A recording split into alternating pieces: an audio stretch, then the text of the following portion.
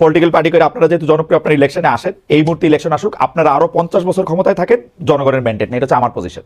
আমার কাছে মনে হয় যে জনগণ যদি আপনাদেরকে নির্বাচিত করে, আপনারা 50 বছর, আরো 20 বছর, 30 বছর, 40 বছর ক্ষমতা থাকেন, আরাম করে সংস্কার করেন, সেটা হলো আমার পজিশন। ভাই আচ্ছা, আপনার কি মনে হয় যে আপনার কি তাহলে ব্যাপারটা দাঁড়াইতেছে যে আপনার কথা যে আমরা ক্ষমতায় আছি নাকি বিষয়টা? হ্যাঁ, এটা আমার মনে হচ্ছে।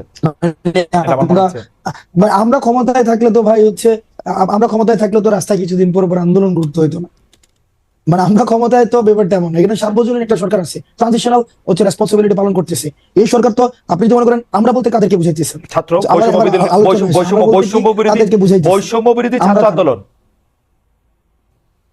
এই সরকার সবার এই গণঅভ্যুত্থানে যারা আসছিল সবার ঐক্যমত্যের ভিত্তিতে সরকার হয়েছে এবং তারা ট্রানজিশনাল রেসপন্সিবিলিটি পালন করছে। এই ব্যাপারটা এমন না যদি সরকার যদি মানে আমাদের সরকারই হইতো বা সরকার যদি আমারই হইতো, আমার কিছুদিন পর পর তো আন্দোলন করতে হইতো না। আমি তো নিজে